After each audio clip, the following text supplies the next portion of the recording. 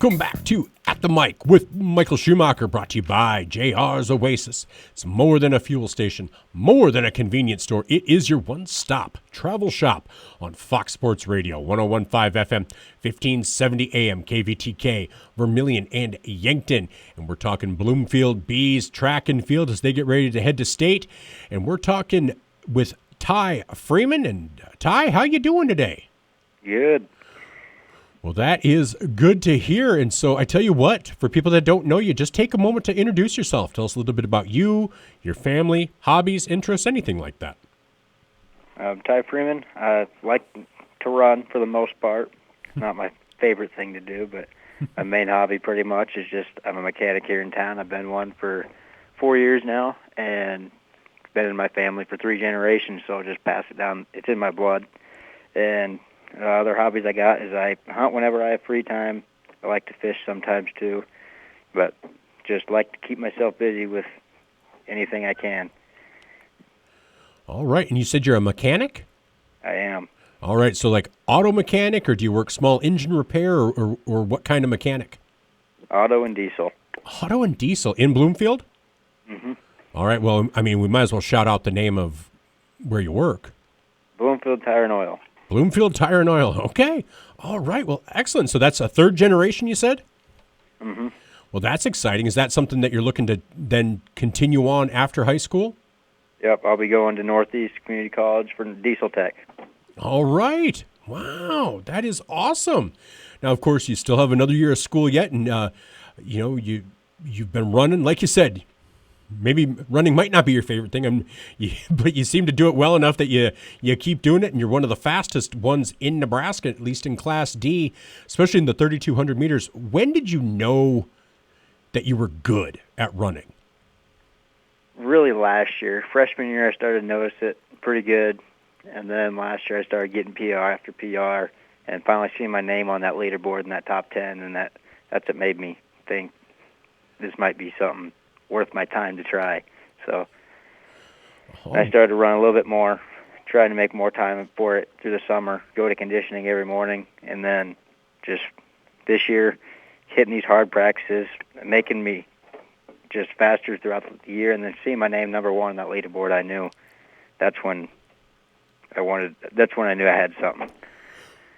Well, definitely. And you're in the top 10 in the 1600, but you are at the top by 8 seconds is I mean, it's not this huge wide berth, but that's a pretty significant one, because you're about 7 or 8 seconds ahead of number 2, and then those 8 seconds that's number 2 through like number 10. So it is significant.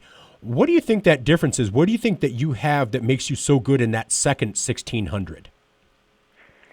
It's just I can figure out what to set for a pace and what I need to hit for times. And when I have someone, I can figure out the math in my head as I run about what I need to hit, and I can figure out my constant track splits. So when I figure out what I need to do each lap and figure out what number 1 does and be a little bit faster, and then 2 and 3, and then where I need to sit out in the middle and not settle too much, and then come back on that last 7th and 8th lap, that's when I can really get people. And then when I hit that, if I hit 5 minutes flat around that time after the first mile, that's when most people start to die off. So I know where to hit those splits after that, and then when to go on that last 800 to 600. All right. And is that kind of being able to analyze? It almost sounds like that's something a mechanic would do. Do you feel like there's this crossover with what you do as a mechanic, having to work through things and factor things through, and what you do running? Yeah, there could be, because you got to look at some rates, the fuel rates and everything, just different things in an engine. You got to figure out the rates and if they're staying constant or not, or if they're changing. That's when you find problems. So I think it does cross over a little bit. Well, I can see that. My daughter's a mechanic in the National Guard. She was not a mechanic heading in, but she just fell in love with it. And she loves the problem-solving aspect, just working through things and the different numbers that you have to work with. And what you're saying there, she's told me a number of times, oh, yeah, you look at this. And that's why as soon as you were talking about you factor through and you're able to analyze all the way through, it really felt like there would be that correlation. So, man, I love that. And so, so you'll go to Northeast. So once you're done at Bloomfield, you'll be done running competitively? Yeah, more than likely. I'm not really looking to do anything in college.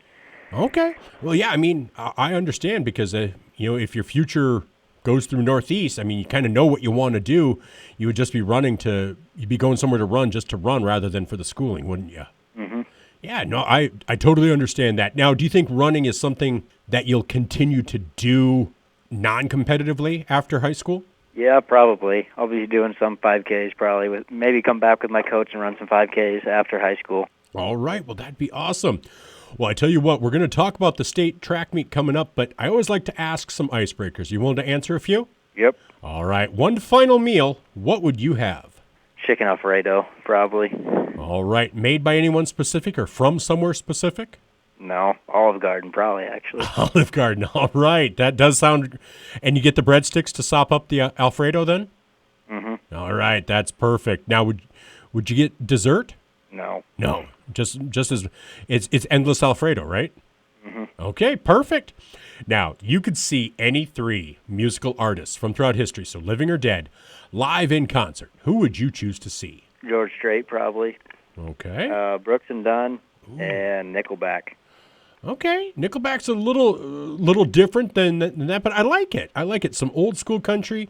Brooks and Dunn, I think they were kind of that, they got a little rockier, and then Nickelback. Okay, I like it. Brooks and Dunn, I don't think they've ever been mentioned on here, so I like that. They are good. So, okay. Assume all of your basic life needs are met. You do not want for anything, so you have basic levels guaranteed of food, shelter, clothing, and transportation. We're going to toss a phone in there as well. So you don't want for anything. Money is no object, but you can only buy one thing. What would it be? A lot to choose from. I know. Probably my own shop in Bloomfield and everything in it, just to run it for years. All right. You've got everything in there. You've got the best equipment, so you're not having to jerry-rig anything, and it just works right. I like it. Okay, perfect. Excellent. So we've got that down. Now, you're on a 12-hour flight. You can pick one celebrity that you're sitting next to. Who would it be? Adam Sandler. I like it. He's going to keep you laughing. I think he's humble enough that he's not going to snub you. So, nope, I think that's a great one. All right. And then finally, as you go through life, who is someone or are some people that you hold up as examples and say, if I can live life like him or her, I'm going to consider myself a success? My grandma for sure, and grandpa as well, with my dad too. Yeah, those main three. All right. What are Grandma and Grandpa's names? Debbie and Roger. Debbie and Roger. All right. Freeman? Mm-hmm. Okay. Excellent. So did Grandpa start the mechanic shop? He did. He did. Okay. Excellent. And he's still around? Mm-hmm. All right. That is awesome. Well, that is so good to hear. So perfect. You did great on the icebreakers. Not sure if you're expecting them, but you did wonderfully. You okay if we wrap up talking a little track and field, though? Mm-hmm. All right. Now, have you been to state before? Yes. Okay. How many times? Twice, freshman and sophomore year. Okay. In the 1600 and 3200? Just 3200 in my freshman year, and then 3200 and 4x8 last year. Okay. All right. Now, this year, you're in the 16, the 32. Are you in a relay as well? Yep, 4x8. Okay. All right. And so you've been down there. You've been at Omaha Burke, and so it's not going to be a new experience. What was it like the first time you were down there in the bowl that is Omaha Burke, in front of all the people in that facility that's a little different than running in Bloomfield or Creighton or anything like that? Just didn't really know what to think. I didn't know where I was supposed to go. Just had to listen close to the announcements and everything, and just follow everyone else that's been there before. But it's just you never really get around with that many people around you. But it makes you adrenaline pump for sure. Oh, I bet it does. Now that you've been through it, how exciting is it that you're getting a chance to do it again, but you're not going to have that anxiety? Pretty exciting, especially getting to do it for a third time this year. All right, and like you said, not even just in the top 10, to be at the top, almost to have that target on your back. How does that feel heading into that race? I don't know. Some people might pull something out to get up there with that time with me, but I think I just got to push to get even faster than that and go for another PR or even go under the sub 10, which I've been trying to chase for years. So have you? All right. Well, and that's the one unique thing, other sports, you're competing against somebody, and you are in a race, but you're really competing against yourself. And how how important is it just to focus on what you can do so you don't try to overdo it? Or do you feel like you have that endurance that you're able to maybe take it to that last gear that maybe somebody else isn't going to be able to?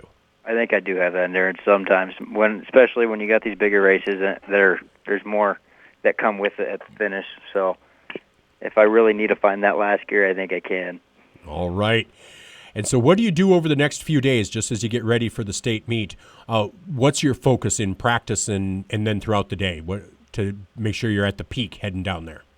Just to stay hydrated for the most part. We're just going to coast through the rest of the week. Not really any more hard practices left.